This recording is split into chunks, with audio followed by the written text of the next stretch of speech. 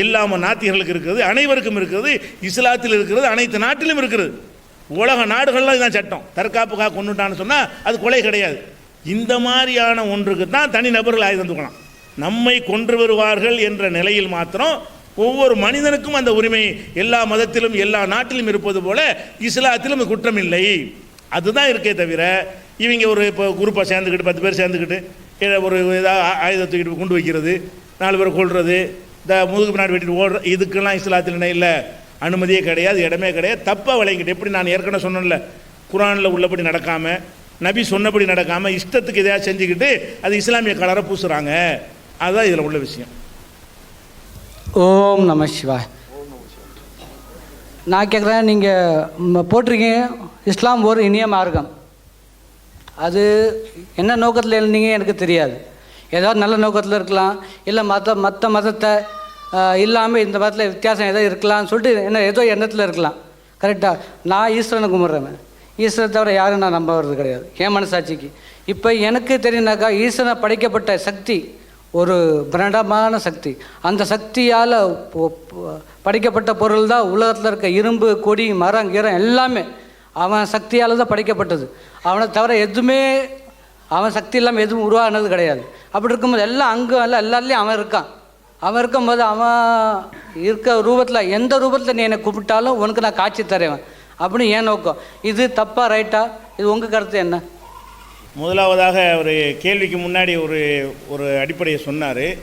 இஸ்லாம் இனிய மார்க்கம்னு போட்டிருக்கிறீங்க, அது என்ன நோக்கத்தில் போட்டியே தெரியலன்ட்டு ஒரு வார்த்தையை போட்டார். அதுக்கு என்ன எதனால் அவர் கேட்குறாருன்னு கேட்டால், அப்போ நாங்கள்லாம் என்ன கொடுமையான மார்க்கமா, இஸ்லாம் தான் இனிய மார்க்கமா, அந்த ஒரு அர்த்தத்தில் நினச்சி அவர் கேட்குறாரு.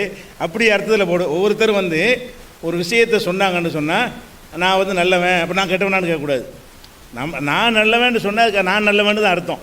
இல்லைங்களா? நான் பொய் சொல்ல மாட்டேன்னு ஒருத்தன் சொல்கிறான், அப்போ நாங்களாம் பொய் சொல்லமான்னு கேட்கக்கூடாது. நீ பொய் சொன்னியான்னு ஒருத்தன் கேட்டால் நான் பொய் சொல்லலாமா, அப்போ நாங்கள் பொய் சொல்கிறோமான்னு கேட்கலாமா? நான் பொய் சொல்லலப்பா, அதான் சொன்னேன், நீ பொய் சொன்ன நான் சொன்னேன்னா, அப்படி தான் அர்த்தம் எடுத்துக்கிடுவோம். இஸ்லாம் இனிய மார்க்கம்னா இஸ்லாம் இனிய மார்க்கம், இந்து இனிய மார்க்கம் நீங்கள் போடுங்க, ஏன் போட்டி நான் கேட்க போகிறோமா? கிறிஸ்தவர்கள் கிறிஸ்தவம் இனிய மார்க்கம்னு போடுங்க, ஏன் போட்டி நம்ம கேட்க போகிறோமா? ஒரு கருத்தை சொன்னார்னா அதைத்தான் வளைக்கணுமே தவிர அதிலிருந்து இப்படி இல்லாத அர்த்தத்தை ஒன்று எடுத்துக்கொண்டு பேசினால் தப்பாக இருந்துடும். இல்லை சொல்கிறேன், அந்த இடத்துல நாங்கள் போடலை. நாங்கள் எதுக்கு போட்டிருக்கோம்னு கேட்டால், சில முஸ்லீம்கள் தப்பான சில காரியங்களை செய்கிறான், அதனால் இஸ்லாம் ஒரு பயங்கரமான மார்க்கம்ங்கிற மாதிரி மக்கள் மத்தியில் விதைக்கப்படுது. அது இல்லைன்னு காட்டுறதுக்கு இந்த வார்த்தை இல்லை. நீங்கள் சொல்கிற மாதிரி இல்லை, கடுமையெல்லாம் இஸ்லாத்தில் கிடையாது. இப்போ சொன்னோம்ல, கேள்வி கேட்டார், அது இஸ்லாத்தில் கிடையாது, தீவிரவாதிக்கு இடம் இல்லைன்னு சொன்னோம். அப்போ அந்த மாதிரி இனிமையான மார்க்கம் தான் இது. முரட்டுத்தனம் என்கிற குற்றச்சாட்டு ஒருத்தன் மீது வரும்பொழுது அதை மறுக்கிற விதமாக தலைப்பு போடுவாங்க. யார் மேலே என்னென்ன மாதிரியான விமர்சனங்கள் வருதோ அதுக்கு ஏற்றவாறு தானே பதில் போடுவாங்க.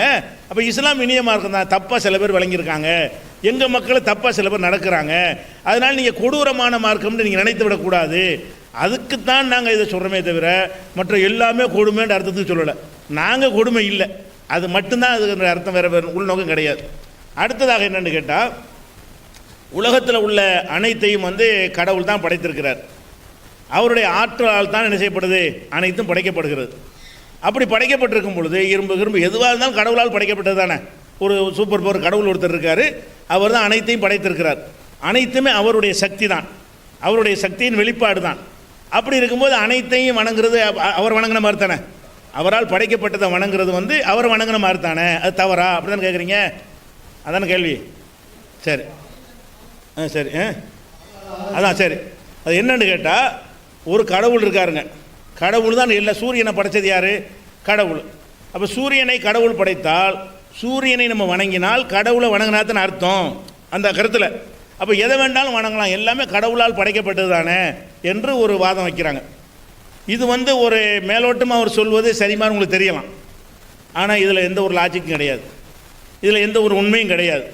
ஒருவனால் இப்போ நான் ஒரு கோதுமை ரொட்டியை தயார் பண்ணுறேன்னு சொன்னால் அது எண்ணெயை மதிக்கிறதுக்கு போல கோதுமை ரொட்டியை மதிச்சா ஒத்துக்கிறல ஒருத்தர். நான் ஒரு கோதுமை ரொட்டியை ரெடி பண்ணுறேன், எண்ணெயை மதிக்க வேண்டிய ஒரு காரியத்துக்காக வேண்டி கோதுமை ரொட்டியே அப்படின்னு சொல்லி அதை போய் அதுக்கு மாலை போடுறாருன்னு வைங்க, ஏன்டா ரொட்டிக்கு போடுறாரு, நீங்கள் தானே படைச்சிய, உங்களுடைய ஆற்றலால் தானே கோதுமை ரொட்டி வந்திருக்குது அப்படின்னு சொன்னால் ஒத்துக்குருவோமா? ஒரு வாதத்தை நம்ம சொல்வதாக இருந்தால் எனக்கு தர்ற மரியாதையை என்னால் படைக்கப்பட்டதுக்கு கொடுத்தால் ஒத்துக்கிற மாட்டோம். ஒரு தச்சர் இருக்கிறாரு, அவருடைய முழு ஆற்றலை பயன்படுத்தி ஒரு சேர் தயார் பண்ணுறாரு, ஒரு டேபிள் தயார் பண்ணுறாரு. நம்ம தச்சரை பாராட்ட வேண்டும், தச்சரை பாராட்டாமல் அந்த டேபிளுக்கு ஒரு மாலையை போட்டு இது அவருடைய சக்தி தான், அவருடைய பவர் தான் அதில் இருக்குது அப்படின்னு சொன்னால் அது அந்த தச்சருக்கு கொடுத்த மரியாதை ஆகுமா? ஏன்னா நான் உட்காந்து இவ்வளோ கஷ்டப்பட்டு செஞ்சுருக்கிறேன், எனக்கு போடுற மாலை அதுக்கு போய் போடுறியாடான்னு கேட்க மாட்டார் அவர். அப்போ ஒரு மனிதன் ஒன்றை தயாரித்தால் தயாரிக்கப்பட்ட பொருளை மதிக்கக்கூடாது. அதை மதிப்பது தயாரித்தானே அவனுக்குரிய மரியாதை ஆகாது. அது படைக்கப்பட்ட ஒரு பொருள். சூரியனுக்கு அறிவு கிடையாது, கடவுளுக்கு அறிவு இருக்கிறது. சந்திரனுக்கு அறிவு கிடையாது, கடவுளுக்கு அறிவு இருக்கிறது. இரும்புக்கு அறிவு கிடையாது, கடவுளுக்கு அறிவு ஆற்றலெல்லாம் இருக்கிறது. அப்போ கடவுளால் படைக்கப்பட்ட ஒரு பொருளை கடவுளால் படைக்கப்பட்ட பொருள் என்ற அளவில் தான் புரிந்து கொள்ள வேண்டும். அதையே நம்ம வழிபடுவதாக, அதையே சொல்ல போனால் நாம் வழிபடுறோம் இல்லையா? ஒரு இரும்பு கடவுள் படைத்தார் என்றதை வழிபட்டோமே. ஆனால் அப்போ இரும்பை விட நம்ம மட்டமா? நமக்கு அறிவு இருக்குது, இரும்புக்கு அறிவு கிடையாது. நம்ம தான் அது பார்த்தா வசதி, இரும்பு தான் நம்மளோட மட்டமாக இருக்கிறது. அப்போ நம்ம கடவுளால் படைக்கப்பட்டதில் நானும் தானே இருக்கிறேன். கடவுளால் படைக்கப்பட்டதில் நான் தானே வசந்தவனாக இருக்கிறேன். நான் சொன்னால் மனிதன், நான் சொன்னால் என்னையே சொல்லலை, கடவுளால் படைக்கப்பட்டதுலையே மனசு தானே டாப்பு. இதுக்கு மேலே டாப்பான படைப்பு ஏதாவது இருக்கா? சூரியன் நம்மளோட பெருசாக கிடையாது, சைஸில் பெருசாக இருக்கலாம். நம்ம சிந்திக்கிறோம், சூரியன் சிந்திக்காது. நம்ம பல கண்டுபிடிக்கிற இந்த மைக்கெல்லாம் கண்டுபிடிச்சிருக்கிறோம், சூரியன் கண்டுபிடிச்சது என்ன? ஒன்றையும் கண்டுபிடிக்காது. அப்போ சூரியன் சந்திரனுக்கெல்லாம் சுயமாக அறிவோ சிந்தனை ஆற்றல் ஒன்றுமே கிடையாது. அந்த வகையில் பார்க்கும்போது நான் தான் உயர்ந்த படைப்பாக இருக்கிறேன். கடவுளால் படைக்கப்பட்ட படைப்புலையே மனிதனாகிய நாம் தான் சிறந்தவர்களாக இருக்கிறோம். அப்போ நாம் வணங்குவதாக இருந்தால் நம்மை விட மேலே இருக்கிற, நம்மை விட எல்லா வகையிலும் உயர்ந்து நிற்கிற இறைவனைத்தான் வணங்கணும்.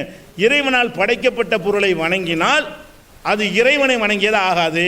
இப்படி மனிதர்கள் விஷயம் நீங்கள் எடுத்துக்கிறீங்களான்னு இருக்கிறோம். ஒரு முதலமைச்சர் இருக்கார், முதலமைச்சருக்கு கொடுக்குற ஒரு மரியாதையை அவர் தயாரித்த ஒரு பொருள் கொடுத்தால் ஒத்துக்குருவாங்களா?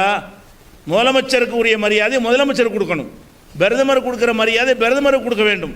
அவர் தயாரித்த ஒரு பொருளை கொண்டே கொடுத்தோமே, ஆனால் அவர் தானே தயாரித்தார், அவருடைய பவர் தானே அதில் இருக்கிறது, அவருடைய சக்தி தானே அதில் இருக்குதுன்னு சொன்னோமே, ஆனால் அது நம்மை நாம் ஏமாற்றிக்கிறோம். அப்படி உலகத்தில் அப்படி நடக்கிறது இல்லை.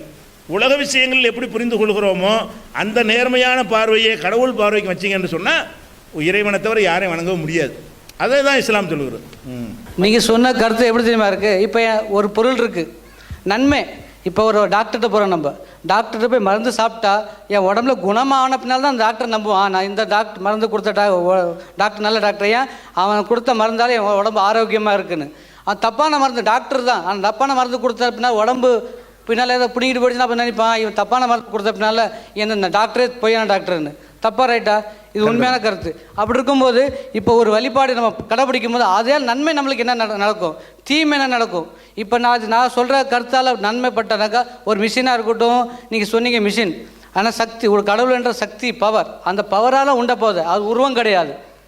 அது உனக்காக நான் உருவம் மாறி வந்திருக்கேன். ஒரு மிஷினாக இருக்கலாம், ஒரு பைக்காக இருக்கலாம், நீ அதுக்கு நன்மை செய், நல்லதாக பாதுகாப்போம், என்னை நம்பி உனக்காக உன் இதுக்காக நான் உருமாறி வந்து விட்டானாக்கா, அதை நான் நம்பிட்டேனாக்கா, அது நான் பண்ணிவிட கரெக்டாக செஞ்சேனாக்கா, அது உனக்கு 10 ரூபா சம்பாரித்து கொடுக்கும். அது 10 நாள் வர இடத்துல 100 நாள் வரும். அது உனக்கு நன்மை தான் தரும், தீமை தரையே தெரியாது. அப்படி இருக்கும்போது உலகத்தில் இருக்க எல்லாம் அதே நம்பினாக்கா மற்றவங்களுக்கு யாரும் தீமை செய்ய மாட்டாங்க. எல்லாரும் என்ன நினைப்பாங்க, ஜாதி கிடையாது, மதம் கிடையாது, எதுவுமே கிடையாது, அரே சரிசமம்.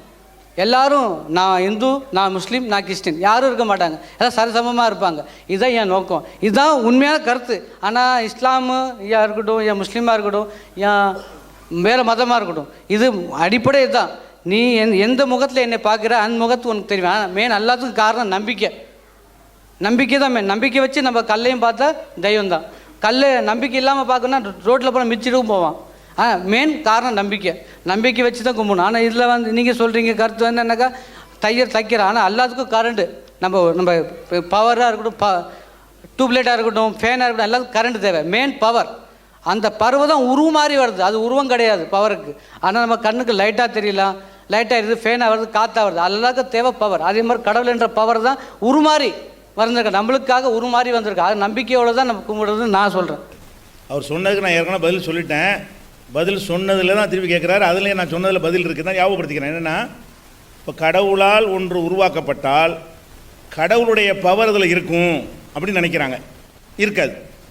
இவங்க இப்போ நான் ஒரு பொருளை உண்டாக்கிட்டேன்னு சொன்னால் என் பவர் அதில் இருக்குமா?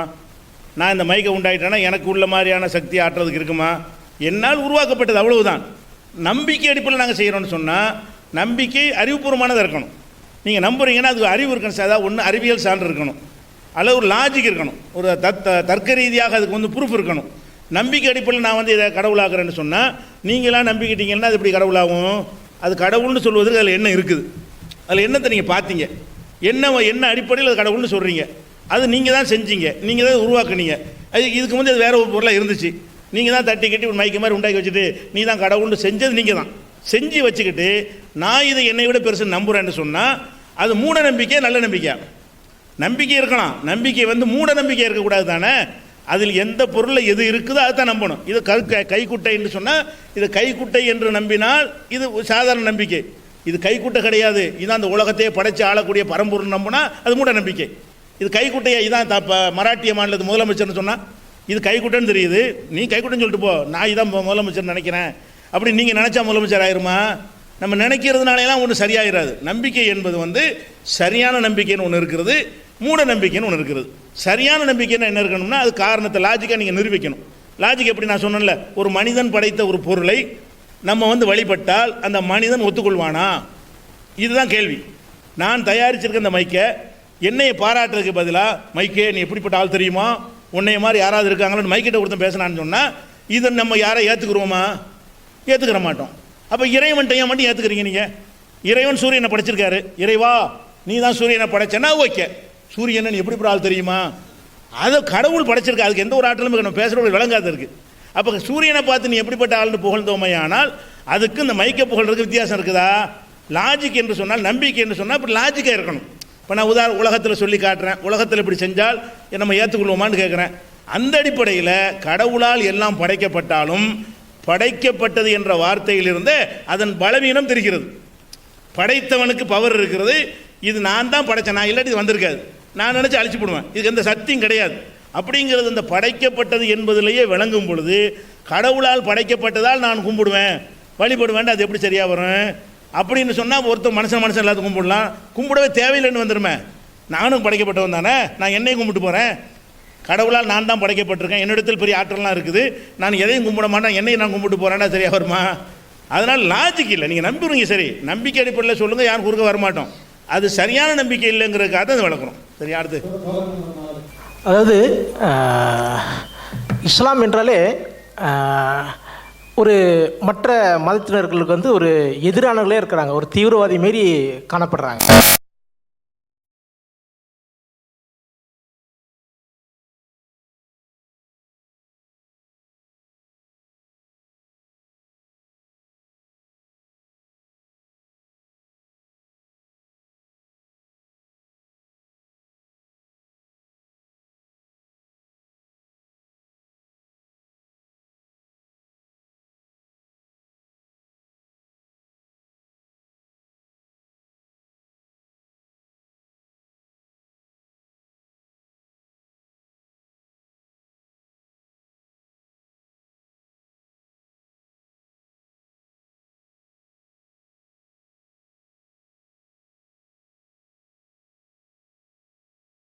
எண்ணங்கள் வருது.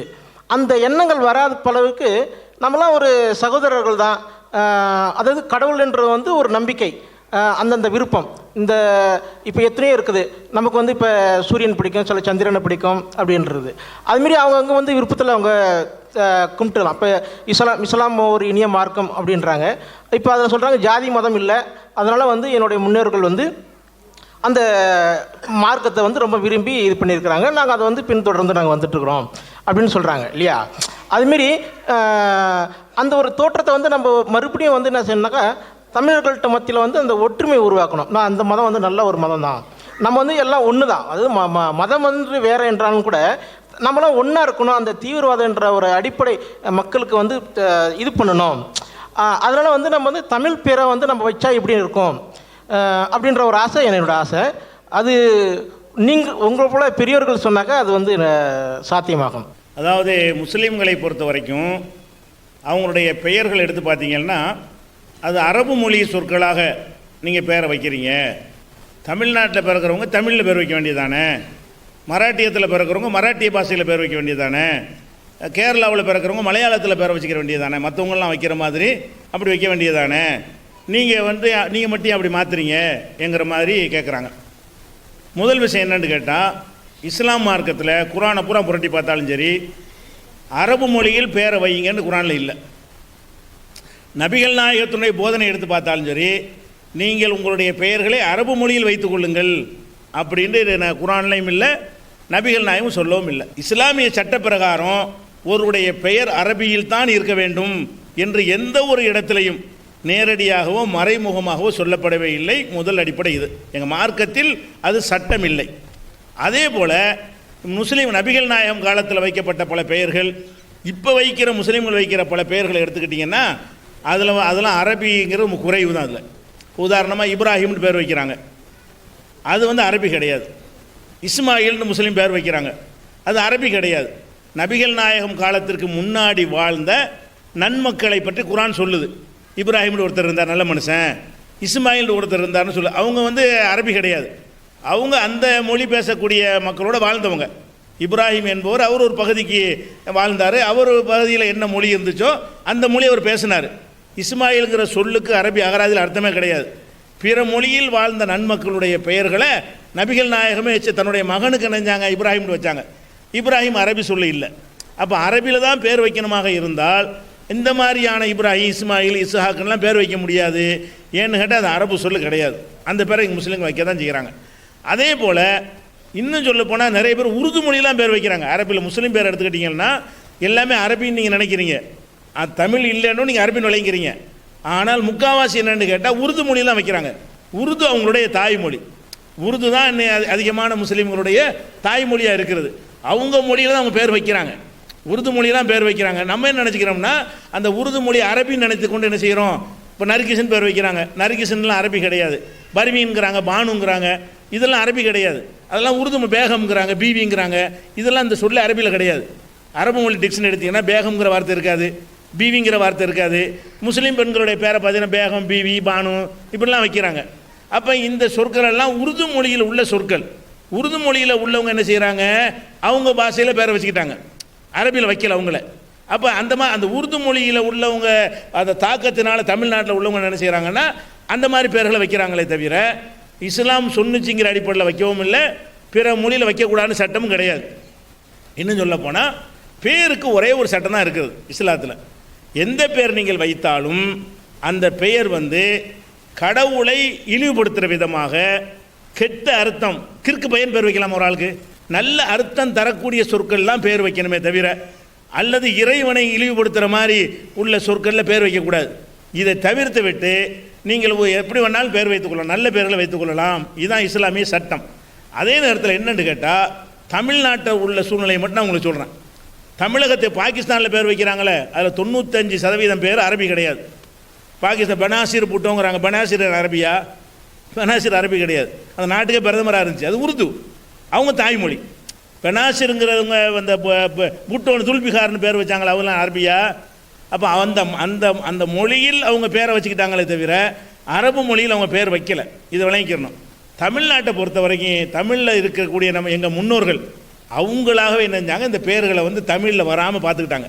எதனால் பார்த்தாங்கன்னு கேட்டால் தமிழ் மொழியில் உள்ள மக்கள்கிட்ட போய் ஒரு பேரை சொன்னோன்னே அது என்ன ஜாதின்னு கேட்பாங்க. ராமசாமினோ நீ செட்டியாரா கேட்டு தெரியாட்டி மண்டை வெடிச்சிடும். பேரை சொன்னவுடனே அதை நம்ம அவனோட தொடர்பு வைக்கணுமே, உறவு கொள்ளணுமே. இவன் எவனாக இருப்பான், இவன் என்ன சாதிக்காரனாக இருப்பான் அப்படிங்கிற வகையில் கிருவி அரைஞ்சி இவர் செட்டியாரா, அப்போ நம்ம அதுக்கு தகுந்த மாதிரி நடந்துக்கிடுவோம், இவர் ஐயர் அதுக்கு தகுந்த மாதிரி நடந்துக்கிடுவோம், இவர் நம்ம ஜாதியான்ற மாதிரி துருவக்கூடிய ஒரு தன்மை இருந்ததுனால இந்த ஜாதி வேணான்னு இஸ்லாத்துக்கு வந்தாங்கல்ல, அவங்க என்ன செஞ்சாங்கன்னா நம்ம மறுபடியும் ராமசாமின்றவுன்னா போன ஐயரான்னு கேட்பாங்க, ராமசாமி செட்டியார முதலியாரன்னு கேட்பாங்க, மறுபடியும் பழையபடி யாவப்படுத்திட்டு இருப்பாங்க. நம்ம அப்துல் கார்னு சொல்லிட்டு கேட்க மாட்டாங்க. அப்துல் கார்னா நாடார் அப்துல் காதரா, செட்டியார் அப்துல் காதரா, தலித் அப்துல் கார்னு கேட்பாங்களா? இதுக்காக வேண்டி எங்கள் மக்கள் அவங்களா செஞ்ச முடிவு. அவங்க அப்படி வச்சுருந்தாலும் தப்பு கிடையாது. அவங்களாம் என்ன செஞ்சாங்கன்னு கேட்டால் நம்ம எந்த ஜாதி வேணான்னு வந்துட்டோம், அடக்குமுறைகளுக்கு பயந்து நம்ம இஸ்லாத்துக்கு சேர்ந்தோம், மறுபடியும் போட்டு அந்த பேரை சொல்லிட்டு இருந்தோம்னு சொன்னால் திருப்பி கேட்பாங்க, நம்ம யாராக இருப்போம் குடைவாங்க, நம்மளுக்கு அதை யாவப்படுத்திகிட்டே இருப்பாங்க. இப்போ நாங்கள் எந்த ஜாதின்னு மறந்துட்டோம். இப்போ இஸ்லாத்துக்கு வந்திருக்காங்கல்ல, இன்றைக்கி ஒருத்தர் இஸ்லாத்துக்கு வந்தால் அவருடைய ஜாதி அவருக்கு தெரியும். இன்றைக்கி ஒரு செட்டியார் முஸ்லீம் ஆனார்னு வைங்களேன், அவர் செட்டியார்லேருந்து வந்தார்னு தெரியும். 2 தலைமுறைக்கு முந்தி எந்த முஸ்லீம்கிட்ட கேளுங்க, நீங்கள் என்ன ஜாதியிலேருந்து வந்தீங்கன்னு தெரியாது. இப்போ எனக்கே தெரியாது. இப்போ நான் முஸ்லீமாக கண்டிப்பாக அரபு நாடு கிடையாது. 2-3 தலைமுறைக்கு முன்னாடி எங்கள் அப்பா மாட்ட வந்திருப்பாங்க, ஒரு 5 தலைமுறை வந்திருப்பாங்க, எப்போன்னு தெரியல. ஆனால் எந்த ஜாதியிலேருந்து வந்தாங்க எனக்கு தெரியல. ஏன் எனக்கே தெரியல? அந்த அடிப்படையை மாற்றி விட்டோம். அது தொடர்ச்சி இருக்குமே, என்னால் என்ன செய்வாங்க, அதை அந்த ஜாதி ஒட்டிக்கிட்டே வரும். அது வேணாம், அந்த ஜாதி நம்ம எந்த ஜாதின்னு தெரியவே வேணாம். முஸ்லீம்கள் வந்து நாங்கள் எந்த ஜாதி என்று தெரியவே கூடாது. தெரியாட்டி தான் அது ஒதுக்க மாட்டான். தெரிஞ்சால் அது உள்ளுக்குள்ளே இருந்துகிட்டே இருக்கும். தெரியவே வேணாங்கிற காரணத்துக்காக வேண்டி தமிழ் கூறுகிற முஸ்லீம்கள் அவங்களாக எடுத்துக்கொண்டு இந்த பெயர்களை தவிர்த்துருவோம். ஜாதியை கேட்குறாங்க, வேணாம், நம்ம ராமசாமின்னு அதை மாற்றிக்கிடுவோம். இப்ராஹிம் மாதிரி கேட்க மாட்டாங்க, முத்துசாமின்னா கேட்பாங்க. இது மாதிரியான ஒரு நோக்கத்திற்கு நாங்கள் செஞ்சுக்கிட்ட ஏற்பாடு மதத்தில் சொல்லப்படல. இப்போவும் வந்து செல்வன் ஒருத்தர் பேர் வைக்கிறாரு, முஸ்லீம் வச்சுக்கிறலாம், தப்பே கிடையாது. மார்க்கத்தில் தப்பு இல்லை, இறைவன்ட்ட குற்றம் கிடையாது. நல்லவர் கெட்டவர்னு இப்படி பேர் வைக்கிறோம்ல, அந்த மாதிரியான அடிப்படையில் எந்த சொல்ல வச்சு பேர் வைத்தாலும் இஸ்லாத்தில் தப்பே கிடையாது. ஆனால் அர்த்தம் தவறான அர்த்தமாக இருக்கக்கூடாது, அசிங்கமான அர்த்தமாக இருக்கக்கூடாது. அந்த பேர் ஒரு கண்ணியத்தை தரக்கூடிய ஒரு நல்ல புகழுக்குரிய ஒரு சொல்லாக இருக்க வேண்டும். இது மட்டும்தான் கண்டிஷன். நாங்களாக செஞ்சுக்கிட்ட ஒரு ஏற்பாடு தான், மதத்தில் கிடையாது. சார், நான் சைன் கோலியாடலேருந்து வந்திருக்கிறேன். என் பேர் ராமு. அந்த தமிழன் டிவியில் நிறையா உங்கள் ப்ரோக்ராம் நிறையா நான் பார்த்துட்டு இருக்கேன். இப்போ என்கிட்ட ஜாபர்தீன்கிற தஞ்சாவூர் மாவட்டத்தை சேர்ந்த ஜாபர்தீன்கிறவர் 18 வருஷமாக என் கூட ரொம்ப உயிர் நண்பராக பழகினார். பழகிட்டு கடைசியில் என்ன பண்ணார், 5000 10,000 5000 10,000 இந்த மாதிரி பணம் வாங்கிட்டு உடனே கொடுத்துருவார், வாங்குவார், உடனே கொடுத்துக்கிட்டே வந்தார். லாஸ்ட் இடத்துல வந்துட்டு என் மகளுக்கு ஊரில் கல்யாணம் வச்சுருக்கிறேன். கல்யாணம் தேவைப்படுது, பணம் தேவைப்படுது. 2 இடத்துல கேட்டேன், நம்ம உடனே பணம் தாங்கன்னு சொன்னார். அவன் வீட்டில் இருந்த நகையெல்லாம் அடை வச்சுவிட்டு 4,65,000 கொடுத்தேன் சார். அதில் தலைமுறை ஆகிட்டார். ஃபோன் பண்ண போனே எடுக்க மாட்டுறாரு. அது நீங்கள் கேட்டு ஏதாச்சும் சொல்கிறேன். இதுக்கு வந்து 2 விஷயம் இருக்கிறது. முதலாவது அவருக்கு தீர்வு ஒன்று வேணும், 2வது அவர் சொன்னதுக்கு பதில் ஒன்று வேணும். பதிலை பொறுத்த வரைக்கும் என்னென்னு கேட்டால், இஸ்லாம் மார்க்கத்தை பொறுத்த வரைக்கும் மனிதர்கள் செய்கிற குற்றங்கள் பாவங்கள் இருக்குல்ல, அது 2 வகையாக இஸ்லாம் பிரிக்கிறது. ஒன்று இறைவனுக்கு செய்கிற பாவம், இன்னொன்று மனிதனுக்கு செய்கிற பாவம். இறைவனுக்கு செய்கிற பாவம், ஒருத்தன் தொழுகைன்னு எங்களை இஸ்லாத்தில் ஒரு கடமை இருக்குது. ஒரு முஸ்லீம் தொழுவலன்னு வைங்க, அவன் மனுஷனுக்கு ஏதாவது பாவம் செஞ்சவனா? இல்லை, இறைவனுக்கு பாவம் செய்கிறான். தொழுகை நடத்தவில்லை என்று சொன்னால் கடவுளுடைய கட்டளை மீறி இருக்கிறான், கடவுளுக்கு பாவம் செய்கிறான். நோன்புண்டு ஒரு கடமை எங்களுக்கு இருக்கிறது. ஒரு முஸ்லீமாக இருந்து நோன்பு வைக்கல, இவன் செய்த பாவம் வந்து இறைவனுக்கு செய்த பாவம். அதுபோ அதே நேரத்தில் வந்து ஒரு மனுஷன்ட்ட ஏமாற்றி கடன் வாங்கிட்டு கொடுக்க மாட்டேங்கிறான், அல்லது மோசடி பண்ணுறான், அல்லது கலப்படம் செய்கிறான், அல்லது அவதூறு சொல்கிறான், பழியத்துக்கு போடுறான். இப்படி மனிதர்களுக்கு எதிராக செய்கிறான் பாருங்கள், இதுவும் இஸ்லாத்தில் பாவம். ஒரு பெண் மீது அவதூறு சொல்கிறான்னு வைங்க, அது பாவம். இந்த இவரை ஏமாத்திரமா ஒரு ஏமாத்துறான்னு வைங்க, இது பாவம். இந்த 2 பாவத்தில் இஸ்லாம் எதை பெரிய பாவம் என்று சொல்லுதுன்னு சொன்னால், மனிதனுக்கு செய்கிற பாவம் பெருசு. இறைவனுக்கு செய்கிற பாவத்தை இறைவன் நாடினால் மன்னிப்பான். மனிதனுக்கு செய்கிற பாவத்தை அந்த மனிதன் மன்னிக்காதவரை இறைவன் மன்னிக்க மாட்டான். இஸ்லாத்தின் கொள்கை, இஸ்லாமிய கொள்கை பிரகாரம். இப்போ நான் வந்து உங்கள் பணத்தை மோசடி பண்ணிட்டேன்னு வைங்க, எங்களுக்கு மறுமை என்ற ஒரு வழக்கை நாங்கள் நம்புகிறோம். உலகமெல்லாம் அழிக்கப்பட்ட பிறகு எல்லா மனிதர்களையும் கடவுள் உயிர் கொடுத்து எழுப்பி விசாரணை நடத்தி சொர்க்கம் நரகம்னு தீர்ப்பளிப்பார். அப்படி தீர்ப்பளிக்கக்கூடிய நாளில் நீங்கள் சொன்ன அந்த நபர் எழுப்பப்படுவாரையானால் உங்களுக்கு நியாயம் வழங்குவதற்காக கடவுள் என்ன செய்வார், இவன் என்ன நன்மை செஞ்சிருந்தாலும் ஏற்றுக்கொள்ளாமல் நீ மனிதனுக்கு பாவம் செய்திருக்கிறாய் என்று அவர் கடுமையான தண்டனத்தை கொடுப்பார். நீங்கள் மன்னிக்கவில்லை என்று சொன்னால், உங்களுக்கு செய்த துரோகத்தை நீங்கள் மன்னித்தவருக்கு நீங்கள் அதை கருணை காட்டவில்லை என்று சொன்னால் கடவுள் மன்னிக்க மாட்டார். கொலை செய்கிறது, ஏமாத்துறது, ஃப்ராட் பண்ணுறது, இது எல்லாம் பங்காளி துரோகம் செய்கிறது, இது எல்லாமே எதில் வருதுன்னு கேட்டால் மனிதனுக்கு செய்கிற துரோகத்தில் வருது. அதே மாதிரி பொண்டாட்டி போட்டு அடிக்கிறது, தாயை துன்புறுத்துறது, இதுகெல்லாம் மனிதனுக்கு செய்கிற பாவத்தில் வருகிறது. எந்த அளவுக்குன்னு சொன்னால், இந்த மனிதன் செய்கிற பாவத்தில் சின்ன பாவம்னு சொல்லி கடனை சொல்லலாம். ஏன்னா கடன்கிற நம்ம ஏமாத்தலை, தர்றாதான் சொல்லி வாங்குகிறோம், வாங்கி நம்ம கொடுக்கலன்னு வைங்க. இதுக்கு என்ன தண்டனை இஸ்லாத்தில் தெரியுமா? கடனை கொடுத்து நான் உங்களுடைய கடனை திருப்பி செலுத்தாமல் நான் செத்து போய்விட்டால் கடவுள் விசாரிக்கக்கூடிய நேரத்தில் என்ன செய்வார், நான் ஒருத்தர் கடன் வாங்கியிருப்பேன்ல, அவர் எழுந்து முறையிடுவார், கடவுளே இவர் என்கிட்ட இவ்வளோ ரூபா கடன் வாங்கிட்டு ஏமாற்றிட்டாரு. அப்போ கடவுள் என்கிட்ட என்ன கேட்பார், நீ கடன் வாங்கினீங்க, அவர் தெரியும், சும்மா ஃபார்மாலிட்டிக்கு கேட்பார். ஆமாண்ட உடனே அப்போ இங்கே காசு பண்ணலாம் செல்லாது, இங்கே திருப்பிலாம் கொடுக்க முடியாது, உன்னுடைய நன்மைகளை எல்லாம் எடுத்து அவர்கிட்ட நான் கொடுத்துட்றேன். யாருக்கு, யார் எனக்கு கடன் தந்தாரோ என்னுடைய தொழுகை நோன்பு இதுக்குன்னு ஒரு நன்மை வச்சுருப்பார்ல, ஒரு மார்க்கு, இந்த மார்க்கெல்லாம் அவருக்கு டிரான்ஸ்ஃபர் பண்ணி அவரை சொர்க்கத்துக்கு அனுப்பி விட்டு என்னை நரகத்தில் கடவுள் அனுப்பிடுவாங்க. கடனுக்கு கடன்கிறது விரும்பி அவரை மனப்பூர்வமாக வாங்குறது, கொடுக்க முடியாமல் போயிடுறது, மோசடிங்கிறது தெரிஞ்சுக்கிட்ட ஏமாத்துறது. இப்போ கடனுக்கே இந்த மாதிரியான ஒரு நிலை என்று சொன்னால், நீங்கள் சொன்னபடி நகை அடமானம் வச்சு வாங்கி தரேன்னு சொல்லிட்டு ஏமாத்திறாரு என்று சொன்னால் அது மிகப்பெரிய குற்றம். அது நான் ஏற்கனவே சொன்னபடி இஸ்லாம்ங்கிற பேரில் இஷ்டத்துக்கு அவன் செய்கிறதெல்லாம் இஸ்லாம் நினச்சிட்டு இருக்கிறாங்க. எல்லா மதத்திலையும் இருக்கிற மாதிரி முஸ்லீம் இருக்கக்கூடாது. இன்னும் சொல்ல போனால் இப்போ இங்கே இஸ்லாம் வளர்ந்துச்சுல, அதுக்கு முக்கியமான ஒரு காரணத்தை நீங்கள் விளங்கிக்கிறங்க. இப்போ நபிகள் நாயகத்தின் பயிற்சி பெற்ற தோழர்கள் இந்தியா உலகம் பூரா போகிறாங்க. நபிகள் நாயகம் மரணித்த பிறகு அவங்களுடைய தோழர்கள் உலகம் பூரா போகிறாங்க. அவங்க உலகம் பூரா போகிற மாதிரி தமிழ்நாட்டுக்கு வந்தாங்க, மலையாளத்துக்கு வந்தாங்க, உலகம் பூரா எல்லா பகுதிக்கும் வந்தாங்க. அவங்களுக்கு தமிழ் தெரியாது. தமிழ்நாட்டுக்கு வந்த அந்த அரபு முஸ்லீம்களுக்கு, முந்தைய முஸ்லீம்களுக்கு தமிழ் தெரியாது. கேரளாவுக்கு போன அரபி முஸ்லீம்களுக்கு மலையாளம் தெரியாது. அவர்கள் வியாபாரிகளாகத்தான் அங்கே வர்றாங்க.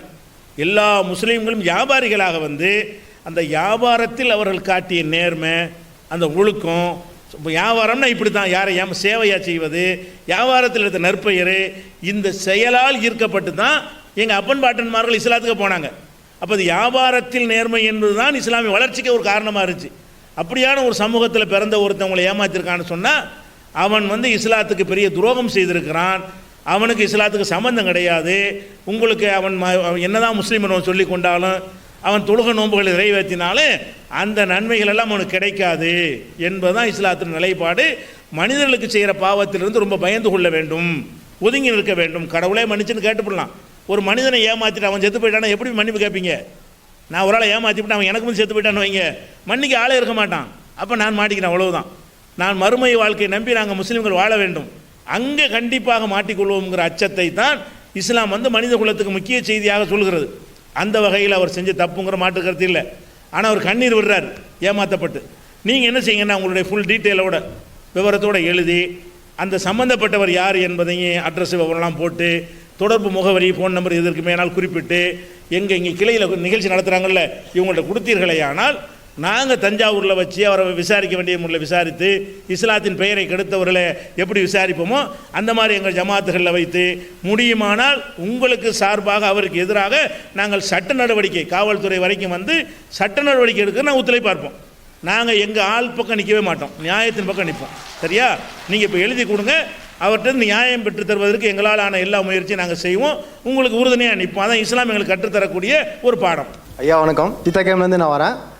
எங்கள் அந்த ஸ்தலத்தில் 100ல் 65% முஸ்லீம்க இருக்கிறாங்க, 45% இந்துங்க இருக்கிறாங்க. இப்போ புதுசில் நான் உங்கள்ட்ட கொஞ்சம் கேட்டதில் எனக்கு பிடிச்ச விஷயம் என்னென்னா, ஒருத்தர் மதத்தை புரிஞ்சு நடந்துக்கிட்டால் எந்த ஒரு பிரிவும் இருக்காது, எந்த ஒரு பிரச்சனையும் இருக்காது. அது எனக்கு ரொம்ப பிடிச்சது.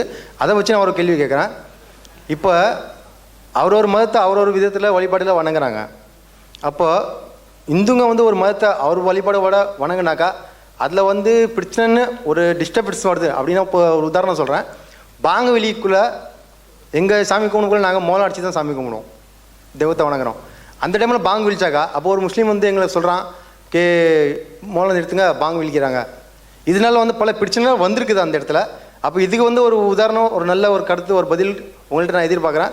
அந்த பதிலில் எங்கள் இந்து ஒரு முஸ்லீமுக்கு இருக்கிற ஒரு மோதல்கள் குறையணும்னு நம்பிக்கிறேன். அதாவது இஸ்லாம் சொல்கிற தீர்வு என்னென்னு கேட்டால், இஸ்லாம் தான் நான் ஏற்கனவே உங்கள்கிட்ட சொல்லிட்டேன், குரானில் உள்ளது, நபிகள் நாயகம் சொன்னது, இதுதான் இஸ்லாம். இப்போ நபிகள் நாயகம் காலத்தில் அவங்க கையில் கவர்மெண்ட் இருக்கிறது. அந்த கடைசி 10 வருஷம் மதீனாவுக்கு போனாங்க இல்லையா, அவங்க தான் சக்கரவர்த்தியாக ஜனாதிபதியாக இருக்கிறாங்க. அப்போ உலகத்துக்கே பெரிய வல்லரசனுடைய அதிபராக இருக்கிறாங்க. அவங்க எவ்வளோ பெரிய அதிபர்னு கேட்டால், அன்றைக்கு பாரசீகம் ரோமாபுரி எல்லாம் பெரிய வல்லரசாக இருந்துச்சு. ரெண்டையும் முறியடித்து அதையும் ஜெயித்து ஒரு பெரிய வல்லரசாக முகமது நபி இருக்கிறாங்க. அந்த காலத்தில் மதீனாவில் யூதர்கள் இருக்காங்க இல்லையா, அவங்க சிறுபான்மையாக மைனாரிட்டியாக இருக்கிறாங்க. முஸ்லீம்கள் பெரும்பான்மையாக இருக்கிறாங்க. யூதர்களாக இருந்த நிறைய பேர் முஸ்லீம் ஆகிட்டாங்க, கொஞ்சம் பேர் யூதர்களாகவே இருக்கிறாங்க, மைனாரிட்டி சிறுபான்மையாக இருக்கிறாங்க. அப்போ நபிகள் நாயகம் அவர்கள் பள்ளிவாசல்னால் கூரை தான், கூரை போட்ட செட்டில் தான் பள்ளிவாசல், அது அரண்மனை, அதில் தான் நிர்வாகமே பண்ணினாங்க. பள்ளிவாசலில் இருக்கக்கூடிய நேரத்தில் ஒரு யூதர் இறந்து போயிட்டார். அவருடைய பாடியை அந்த அடக்குவதற்காக என்ன செய்கிறாங்க, அந்த பாடியை எடுத்துகிட்டு வர்றாங்க, உடம்பு பிரேதத்தை தூக்கிட்டு அந்த யூத சமுதாயத்து மக்கள் வர்றாங்க. எங்கே வர்றாங்க? பள்ளிவாசல் வழியாக வர்றாங்க. பள்ளிவாசல் ப்ளஸ் அரண்மனை, சக்கரவர்த்தியுடைய இடம், அப்படியான ஒரு இடம். முஸ்லீம்கள் கவர்மெண்ட் கையில் இருக்கிறது, முஸ்லீம் ஆட்சி இருக்கிறது, ஜனாதிபதி. அவருடைய தெருவில் அவர் இருக்கிற பள்ளிவாசலை தாண்டி அந்த யூதர்கள் வந்து பிரேதத்தை எடுத்துகிட்டு வர்றாங்க. நபிகள் எடுத்துகிட்டு வருவது என்ன காட்டுது? இந்த ஆட்சியில் அதுக்கெல்லாம் தடை இல்லைன்னு வழங்கி தானே வர்றாங்க. முஸ்லீம் ஆட்சியில் அதெல்லாம் தடுக்க மாட்டாங்க. அப்போ நபிகள் நாயகம் பள்ளிவாசலில் உட்கார்ந்துருந்த நபிகள் நாயகம் என்ன பண்ணுறாங்கன்னா கொஞ்ச நேரம் எழுந்து நிற்கிறாங்க. அந்த பிரேதம் வரும் பொழுது எழுந்து நிற்கிறாங்க. எழுந்து நிற்கும் பொழுது கூட இருந்த நபிகளுடைய தோழர்கள், நபியை பின்பற்றினவங்க தோழர்கள் தான் நாங்கள் சொல்லுவோம், சீடர்கள் கிடையாது. நபியை பின்பற்றின யாரையும் நாங்கள் சீடர்கள்னு சொல்லக்கூடாது, தோழர்கள் தான் நபின்னு சொன்னாங்க. அப்போ நபியுடைய தோழர்கள்னா சீடர்கள், நம்ம பாஷையில் சீடர்கள், ஆனால் இஸ்லாத்தில் சீடர் கிடையாது. அப்போ நபியுடைய தோழர்கள் கேட்குறாங்க, அல்லாஹுடைய தூதரே, அப்படி தான் கூப்பிடுவாங்க, அல்லாஹுடைய தூதரே, இது யூதருடைய பணம், நம்மால் கிடையாது, நீங்கள் எந்திரிச்சு நிற்கிறீங்கள, அவங்க பணத்தை தூக்கிட்டு வர்றாங்க, நீங்கள் எப்படி எந்திரிச்சு நிற்கிறீங்கன்னு யார் கேட்குறா? அவங்க சுற்றி இருந்த மக்களில் சில பேர் கேள்வி கேட்குறாங்க. அப்போ நபிகள் நாயகம் சொல்கிறாங்க, அது ஒரு மனுஷன் தானப்பா என்று சொல்லிவிட்டு அப்போ அந்த கடந்து போகிற வரைக்கும் நிற்கிறாங்க, அந்த பாடி எடுத்துகிட்டு போகிற வரைக்கும் நிற்கிறாங்க. அப்புறம் மக்களுக்கு அறிவுரை சொல்கிறாங்க, நீங்கள் அமர்ந்திருக்கிற இடத்தின் பக்கம் எந்த மதத்தை சேர்ந்தவனுடைய பிணம் பிரேதம் எடுத்து சொல்லப்பட்டாலும் உங்களை கடந்து செல்லும் வரை எழுந்து நில்லுங்கள், கடந்து சென்ற பிறகு உட்காருங்க. உசுரோடு இருக்கிற மனுஷனுக்கு எந்திரிக்க கூடாதுன்னு சொன்னாங்க நபிகள் நாயகம். அது மண்டக்கணம் வந்துடும், செத்தவனுக்கு மண்டக்கணம் வராதுல்ல. அப்போ இறந்து போனவர்கள் வந்தார்களே ஆனால் அந்த பாடியை கணவன் எழுந்துச்சு நில்லுங்கிறாங்க. அப்போ இதில் நீங்கள் விளங்க, இது சம்பவம், இது ஆதாரப்பூர்வமான நபிமொழி நூல்களில் பதிவு செய்யப்பட்டிருக்கிறது, எல்லா முஸ்லீமுக்கும் தெரிஞ்ச ஒரு சம்பவம் தான். இது எதை சொல்லுகிறது? முஸ்லீம் பள்ளிவாசலை தாண்டி ஒரு பிரேதம் போகிறது. அந்த பிரேதத்தை வந்து ஒரு மதத்துக்காரங்களை இன்னொரு அந்த மதத்தை சேர்ந்த ஒரு ஜாதிக்காரங்க இன்னொரு ஜாதிக்காரங்க தெருவில் கொண்டு போக முடியாது. இன்றைக்கி நம்ம நாட்டுடைய அமைப்பு பிரகாரம் ஒரு குறிப்பிட்ட சாதியினர் வசிக்கக்கூடிய தெருவில் இன்னொரு சாதியை சேர்ந்த அதே மதத்தை சேர்ந்த ஒருத்தர் இறந்து விட்டாரையானால் அந்த பிரேதத்தை கொண்டு வரதை கூட ஒத்துக்கிற மாட்டாங்க, பெரிய விவகாரம் ஏற்பட்டு போயிடும்.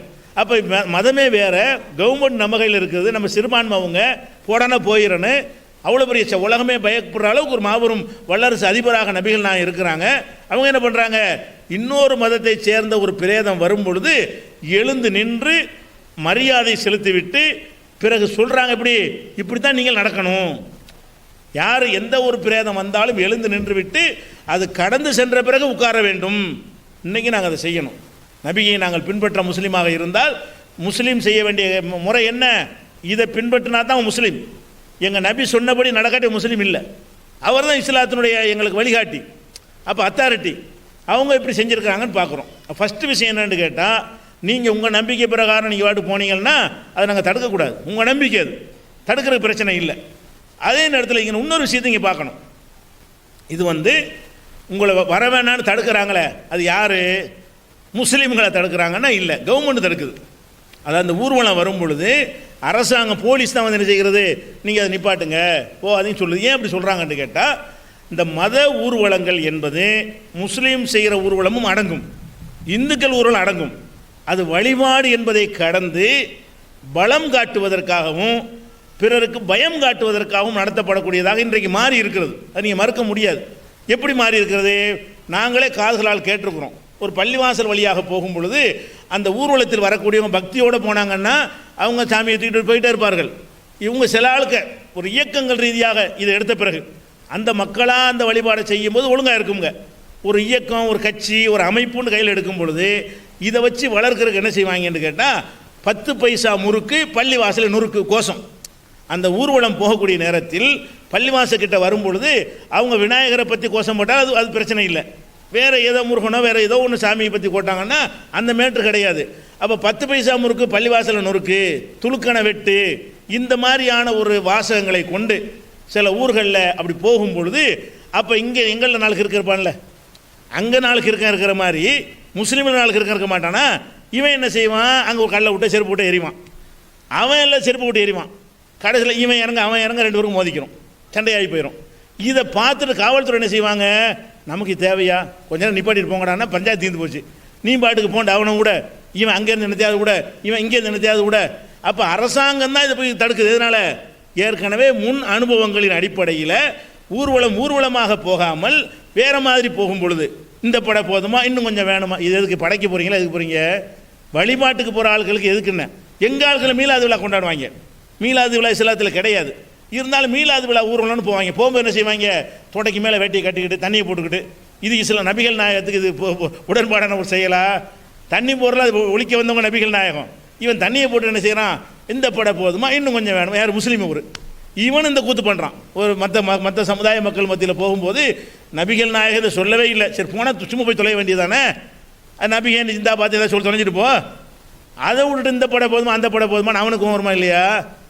பிற மதத்து மக்கள் இருக்கிற வீதியில் போகும்போது உங்கள் மத சுலோகங்களை சொல்லிட்டு போங்க, பிரச்சனை இல்லை. உங்களோட பலத்தை சொல்கிற மாதிரி, பயங்காட்டுற மாதிரி, அடுத்த மதத்தை, அடுத்த ஜாதியை, அடுத்த இனத்தை புண்படுத்துகிற மாதிரியான வாசகங்களை சொன்னால் அவனையும் தடுத்துருக்குறாங்க. மீலாது ஊர்வலம் போகும் பொழுது சில தெருக்கள் வழியாக போகக்கூடாது, முஸ்லீமுக்கு தடை போடுறாங்க. மீலாது விழா ஊர்வலம் போகிறாங்க இல்லை சென்னை பகுதியில், அப்படி போகும்போது போலீஸ் என்ன செய்வாங்கன்னா, இந்த தெருவில் போங்க, இந்த தெருவில் போகாதீங்க, இந்த அக்ரஹாரத்துக்கு நீங்கள் போகக்கூடாதுமாங்க. அது ரோடு தான், பொது தான், போகலாம், ஏன் போகக்கூடாதுங்கிறாங்க? ரெண்டுலையும் கிறுக்கு போயில் இருக்காங்க. எங்கிட்ட நாலு கிறுக்கம் போதும் சண்டையை உண்டாக்குறதுக்கு. இந்த பக்கம் நாள் அந்த பக்கம் நாலு கிறுக்கம் இருந்தால் போதும், நாளைக்கு வர சண்டை இன்னைக்கு உண்டாக்கிடுவாங்க. அப்போ இவன் செருப்பை விட்டாலும் சரி, அவன் செருப்பை விட்டாலும் சரி, பஞ்சாயத்து ஆயிரும். போலீஸுக்கு இது வேலையா? அவங்க நாளைக்கு இது வந்துவிடக்கூடாது என்பதற்காக அரசாங்கம் சில முன் அனுபவங்களை வைத்து இந்த மத ஊர்வலை நடத்தக்கூடியவர்கள்லாம் பக்திக்கு நடத்தாமல், பக்திக்கு நடத்தினா எல்லாம் வராதுங்க. என் பக்தியில் நான் கடவுளை வழிபடுறேன்னு சொன்னால் அது சண்டையாக வரும். அவன் கடவுளை மதிச்சுட்டு போனால் சண்டையாக வரும். பக்திக்கு நடத்துவதோடு என்ன செய்கிறேன்னா, நான் பெருசா நீ பெருசா, நாங்கள் எப்படியாவது தெரியுமா, எங்கள் சக்தி என்ன தெரியுமான்னு காட்டுறதுக்கு இவன் நினச்சாலும் அவன் நினச்சாலும் பஞ்சாயத்து, முஸ்லீம் நினச்சாலும் பஞ்சாயத்து, இந்து நினச்சாலும் பஞ்சாயத்து. அப்போ அந்த மாதிரியான ஒரு அடிப்படை வறுமையானால் அப்போ என்ன செய்வாங்க? காவல்துறை வந்து பள்ளியாசக்கிட்ட வருமா, அங்கனுக்குள்ளே வாங்க சொல்லிட்டு இருக்கிறாங்க, நீ போகும் என்னத்தையா சொல்லுவேன், அவன் என்னத்தையா சொல்லுவான், கைகளை பாய் போயிடும். எங்களுக்கு இதான் இப்போ வேலை, நாளைக்கு தடியேட்டு நடத்தி துப்பாக்கி நடத்தினா நாளைக்கு நீ நான் கத்துவ பெருமேலு வருமுன் காப்பதற்கு அரசாங்கம் செய்யுதுங்க. ஏன் அப்படி செய்யுது என்று கேட்டால், இரு மதங்களிலும் அனைத்து மதங்களிலும் சகிப்புத்தன்மை குறைவாக உள்ளவர்கள் இருக்கிறார்கள், கொஞ்சம் பேர் இருக்கிறாங்க, எல்லா மக்களும் இல்லை. இந்துக்கள் எல்லாரும் சகிப்புத்தன்மை தான், ஆனால் 5% இருக்கிறான். முஸ்லீம்கள் எல்லாரும் சகிப்புத்தன்மை தான், 5% இருக்க எங்கேயும் இருக்கிறான். அப்போ எல்லா மதத்திலையும் 4 கிறுக்க சண்டை உண்டாக்க 4 கிறுக்கம் போதுங்க. நான் மற்ற மக்களையும் சேர்த்து கோர்த்து விட்ருவாங்களே, நம்மளை புறக்கணிச்சிருவாங்க. அந்த மாதிரி ஒரு 4 கிறுக்கம் ஏதாவது பண்ணி தொலைச்சா என்ன செய்கிறேன்னு சொல்லி கவர்மெண்ட்டு தடுக்கிறாங்க. இஸ்லாத்து தடை கிடையாது. இஸ்லாமிய அடிப்படையில் வந்து இப்போ நாங்கள் எங்கள் பள்ளிவாசல் இருக்குது, எங்கள்கிட்ட 600 பள்ளிவாசல் இருக்குது. தமிழ்நாட்டில் எங்கள் ஜமாத்துடைய கண்ட்ரோலில் 600 பள்ளிவாசல் வச்சுருக்குறோம். அதன் வழியாகவெல்லாம் எந்த இது போனால் நாங்கள் கண்டுக்கிறவே மாட்டோம். தாராளம் சத்தம் போடாமல் போப்போம், நீ வந்து இதை சொல்லிட்டு போ, எங்களை பற்றி ஒன்றும் இல்லை அப்படிங்கிற இடத்துல பஞ்சாயத்து வரல. எங்கே வருதுன்னு கேட்டால், சில முத்துப்பேட்டை இந்த மாதிரி ஊர்களில் இவனுக்கு அவனுக்கு மூத்து அப்படியே பகை மாதிரி வளர்த்து இதை சண்டைக்கு உள்ள நாளாகவே ஆக்கிடுறாங்க. எப்படி பெருநாள் திருவிழா சந்தோஷத்துக்குள்ள நாள் இருக்கு இல்லையா, தீபாவளி பண்டிகைக்குள்ள நாள் மாதிரி சண்டை நடக்கிறக்கூடிய நாள் ஒரு நாள் உண்டாக்கி வச்சிடுறாங்க. அந்த மாதிரியான பேசிக்கில் வரும்போது அரசாங்கம் என்ன செய்யும்? முஸ்லீமையும் தடுக்கும், இந்துவையும் தடுக்கும். சில தெருக்களில் நீ போவாத, சில தெருக்களில் நீ போவாதுன்னு சொல்லணும். உரிமையை பறிக்கணும் எழுதக்கூடாது. அரசாங்கம் செய்கிற கடமை என்ன? 4 கிறுக்கணும் எந்த கண்டுபிடிக்க முடியுமா? முஸ்லீமை பார்த்து 4 கிறுக்கனை கரெக்டாக கண்டுபிடிக்கனா தூக்கிட்டு போயிடுவாங்க. இந்துக்களை பார்த்து இதில் எத்தனை பேர் கிறுக்கான்னு கண்டுபிடிக்கனா செஞ்சிருவாங்க. எந்த புத்தில் எந்த பாம்புன்னு தெரியாது. அப்போ எல்லாம் ஒரே மாதிரி தான் இருப்பானோ. திடீர்னு செருப்பு வந்து விழுந்தா தான் தெரியும், எவன் போட்டாலும் தெரியாது. செருப்பு போட்டு ஓடி போயிடுவான், செருப்பு கூடாத மாட்டிக்கிடுவான். இப்படி எல்லாம் கூட்டத்தில் நடக்கும். அப்போ இதெல்லாம் கவனத்தில் கொண்டு தான் என்ன செய்கிறாங்க, தடுக்க. இஸ்லாத்தில் உள்ள விஷயம் அது தப்பு கிடையாது, நீங்கள் போகலாம். பள்ளிவாசல் வழியாக போனால் நாங்கள் தடுக்கக்கூடாது, விளங்குதா? செத்த பணத்தை தூக்கிட்டு போகிற நாங்கள் தடுக்கவில்லை, அதில் எங்களுக்கு எந்த ஒரு மறுப்புமே கிடையாது.